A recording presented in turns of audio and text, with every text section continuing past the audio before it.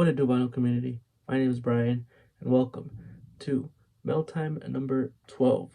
Yes, folks, Melt Time number 12. I haven't made a Melt Time video in I think about a month now. Um, it's been only like Vinyl Finds, and I just recently made a Fresh Off the Platter video, which if you haven't seen, um, check it out. But yeah, Melt Time. I haven't really been purchasing records online, so I have a couple of, I think about maybe 6 records to show today. But yeah, hopefully, um, in the next one I'll be showing a, I think a stack of vinyl finds video. I've just been having luck finding some records out in the wild here in California. So uh, if you're looking forward to that, subscribe. And yeah, without further ado, let's get right into the video. So the one, um, first record that I have here, coming in hot, Kenny Dorham, Quiet Kenny. This is the Record Store Day Mono edition. Um, Originally came out on UJazz, and I think this reissue came out, I think now it's been 2 years. I think this came out 2021 for Record Store Day. Uh, didn't get it then, so I was like, I'm probably not gonna ever have a copy or Record Store Day copy. And then I noticed that it was on the Analog Productions, which I have right here, and got it when they announced that this was back in stock a while ago. And yeah, so I have had this one for a while now. Happy to have this one. Just a classic lineup.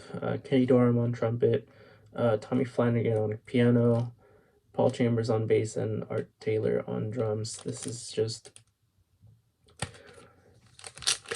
I had something I was gonna say something. Oh yeah, this I was looking forward to listening to this because from what I have seen or heard, this one's supposed to be a mono pressing, and the Analog Productions is a stereo. So I did a little comparing, just what I usually do in the channel. When I say comparing, I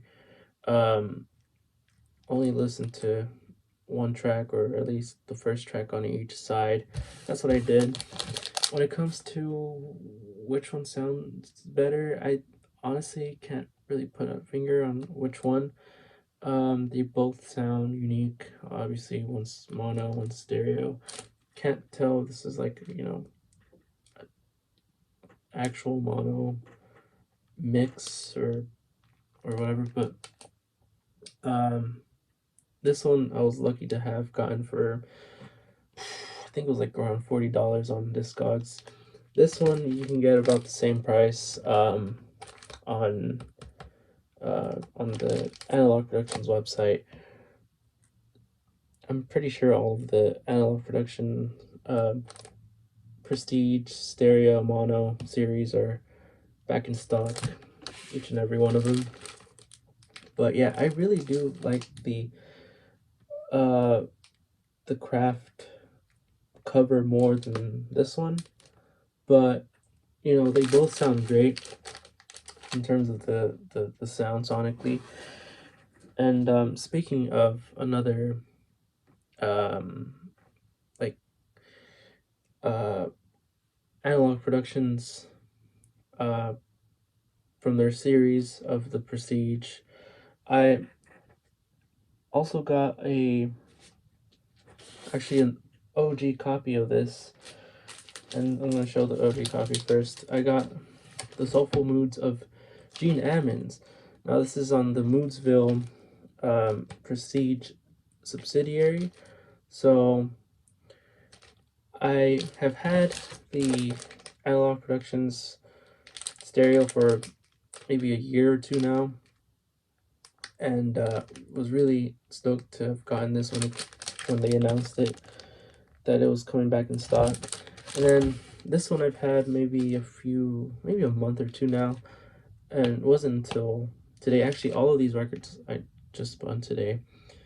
And when it comes to the sound between these two, you know, the first one with Quiet Kenny, I wasn't sure like which one would sound better. This one, on the other hand, I can't believe I'm gonna say this, but the OG just sounds a lot better than the stereo reissue. Now, mind you, I think this is another instance where this one's mono and this one's stereo. So there's really, I think that defeats the purpose of comparing. But I did want to hear how they would sound like, you know, together. But this one is almost as good as this one. So I'd say I would recommend picking this one up as well on the Analog Productions or Acoustic Sounds website. The lineup here: Gene Ammons on tenor sax, Patty Brown piano, George Duvivier bass, Eddie Shaughnessy on drums. Now I am showing the Analog Productions. I'll show the other one in a bit, but for now I'm saying the OG sounds better than this one because I did compare them, but like the Quiet Kenny one, I only compared the first tune on each side. So what do I have to say about this? This just Gene Ammons' tenor sax just sounds more present, more just more upfront, louder, and I think clearer in my opinion. And this isn't the cleanest wax compared to, you know, the reissue, but it still absolutely sounds dynamite. And this one's actually done by Rudy Van Gelder, which, speaking of Rudy Van Gelder, the time of this recording would have yeah, by the time of this recording, it's his birthday. He was born 99 years ago today. So, yeah, happy birthday to Rudy, though he's not with us anymore, but he's still with us in spirit. But yeah, this is one that I got on eBay, and it has that preview copy, but got it for a good price, and I think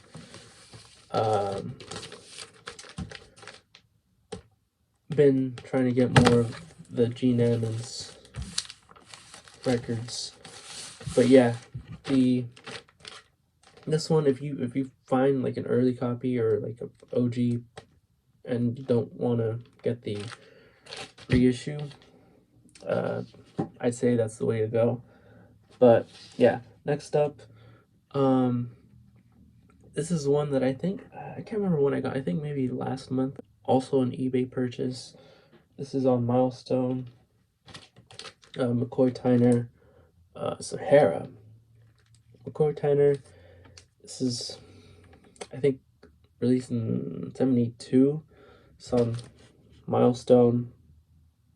And when it comes to like McCoy Tyner, I can't remember if he did more on Milestone. I think he might have done, I think so, but I can't remember.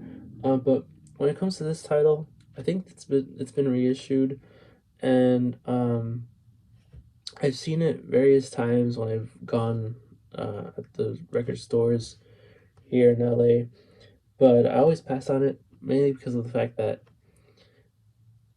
I noticed that, or at least here, these copies are like just beat up, and I hadn't really streamed it much, so I was like, so I went through it when I spun this today. Had forgotten about how that sounds, and my goodness, it sounds beautiful. There's only, let's see, I think there's only 4 people on here. So you have McCoy Tyner, Sonny Fortune, Calvin Hill, and Alphonse Mozon. Now, what I like about this is the instrumentation. There's a lot of instruments on here. There's only 4 people on, well, according to the to the uh, to the information here on the back, but they play various instruments, and it sounds really, really good, musically and sonically. It sounds good as well because I will I'm not gonna hide it from you guys. Found a promo copy, or as they call it, DJ copy, not for sale, on the label, and super clean as well. Very happy to have it. But yeah, um, really like which one was it? I think it was Valley of Life. That one's one of those, in my opinion, like a unique tune. I don't know if it was all okay. All selections composed by Tyner. So yeah, all of these were done by McCoy Tyner. But yeah, I mean, so talking about McCoy Tyner, him and what's the name again? Sonny Fortune, right? Yeah, Sonny Fortune, excellent on soprano. Um, Sort of reminds me of like Coltrane, like the sound that he has, but it's just unique. And the fact that McCoy Tyner doesn't only play piano here is like just awesome in my opinion, because I had forgotten, or not forgotten, but I just always known McCoy Tyner for piano, his Blue Note stuff and Impulse, but he does. I've already seen it from in a bit when I showed, but he also does. He plays on Goto, which is like, I think they explained it here. It's a Japanese stringed instrument, and does like he plays flute, but really it's like a wooden instrument. But yeah, I'm pretty sure this has been reissued. I'm not sure from who. Might have been Vinyl Me Please. Could be wrong, but um, highly recommend this. I'm sure you've all known about the McCoy Tyner title. But moving forward, these last 3 are all Blue Notes. Had these for a while. Actually, these first 2 that I'm going to show, I've had them for, I think, the longest time now. Just haven't shown them. Starting with the first one, this has been reissued, I think this year, as a Tone Poet. This is Freddie Hubbard, Blue Spirits. You can see here, there's a price tag. Didn't pay $100. I think I paid almost near $100, but got this one on Discogs for a discounted price. And as you can see right there, this is Blue Note 4196. So this is a mono copy of this title.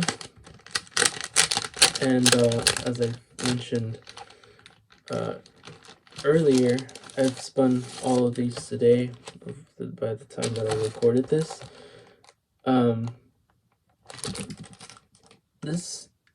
I really, really like this cover. I've been wanting the Tone Poet for a while. Seen my local record store have the Tone Poet, and I don't know what made me not want to get it. I think it might have been just the fact that I've been trying to look for an original copy, or like a stereo. Luckily found a mono. I'm not even sure if this was out on stereo, but very, very happy to have this. And there's 2 different lineups here. So the first one has Freddie Hubbard on trumpet, James Spaulding on alto sax and flute, Joe Henderson on tenor sax, Kian Zawadi on euphonium, Harold Mayburn Jr. on piano, Larry Ridley on bass, Clifford Jarvis on drums, and Big Black on conga. Then the next lineup, same, Freddie Hubbard on trumpet, and then James Spalding, alto sax and flute, Hank Mobley on tenor sax, and again, Kian Zawadi on euphonium. Then you have McCoy Tyner on piano, Bob Cranshaw on bass, and Pete LaRocca on drums. So yeah, this is a actually really nice cover here, and McCoy Tyner is on piano, courtesy of Impulse Records. This is a really just jamming album. More specifically, the bottom lineup here with Hank Mobley. I absolutely love the tunes that the bottom lineup do. So they have the bottom lineup play Blue Spirits, Outer Forces, and Jodo. Just based off the lineup and the music on here, it's a no-brainer to get Freddie Hubbard's what is it called? Yeah, Blue Spirits. And this is on the New York, USA address. Another one, Van Gelder.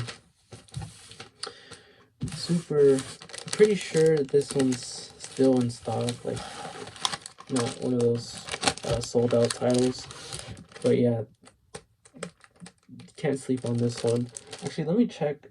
I'm pretty sure this McCoy Tyner, I don't know if this was done by Rudy Van Gelder.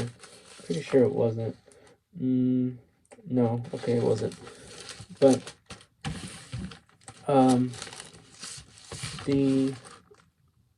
the Kenny Dorham one I'm pretty sure was, because it was on New Jazz. But yeah, this next one,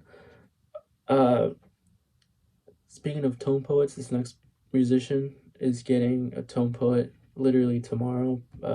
Recording this on a Thursday. It's November 2nd. November 3rd, he's they're doing a Blue Notes doing a tone poet on tone poet treatment for this musician, Jack Wilson. Not this title though, but this one is Something Personal. Jack Wilson, just an outstanding piano player. He's getting the tone poet treatment for his title Easterly Winds. I believe that's what the name is called. And that one has a killer lineup as well. When it comes to that one and this one, I can't pick a favorite one. I love both lineups. This one has just another just another fantastic lineup. But yeah, Jack Wilson on piano, Roy Ayers on vibes, Charles William Jr. on bass, Ray Brown on bass and cello, and Barney Barlow on drums. Got this one on eBay for, I can't remember how much I got this one. Actually, I think it's been a while since I've had this, and it wasn't until today since that I spun it. But man, Jack Wilson and Roy Ayers are just, they are so good together. And I think it's Charles Williams Jr. Like his bass playing it's absolutely beautiful. I can't tell if it's Charles Williams Jr. or Ray Brown, but one of them you'll hear on bass, and it's just absolutely. Hopefully, I'm not sure. Actually, I'm not sure if this was out on Music Matters. If not, this also deserves the tone poet treatment. I would love to see session photos of Jack Wilson, Roy Ayers, Ray Brown. This is just like a unique lineup. I know Roy Ayers Jack Wilson and Roy Ayers did another album. I think it was on. I can't remember the name of the title. I think it's Ramblin' or Rumblin'. It's on Vault. I've shown it before in a previous video, but that record slaps. Still want to upgrade my copy, but yeah. In the meantime, been spinning, or today actually, I spun this Jack Wilson title. Stoked to for the Easterly Winds release, and yeah, this is just absolutely phenomenal. They do a they play The Sphinx by Ornette Coleman. You can hear that one on his on Ornette Coleman's Something Else record that he did on Contemporary. Absolutely, just fantastic rendition that they do on this album. I don't know what took me so long to spin this one, but I knew when I put it on the platter, I was very stoked to hear the material on here. Obviously, I've heard this before through streaming, but not as often. But yeah, just this was this was absolutely refreshing when I heard it again. So Jack Wilson, Something Personal. Hopefully this if this didn't get the Music Matters treatment, hopefully it gets the Tone Poet treatment. But hopefully this comes out maybe next year. Last but not least, this next one was shown in a I guess recent video by the Jazz Bums. This was shown by Jazz Bums Felipe, where he showcases his top 10 favorite Music Matters titles of his, and been wanting this one for a while now. The original pressing of this is just not in my budget to get, but I see it a lot on eBay, see it a lot on, or I've seen it on Discogs as well. Saw this one on eBay for a good price. This is the Music Matters 45, and it sounds stunning. I love this.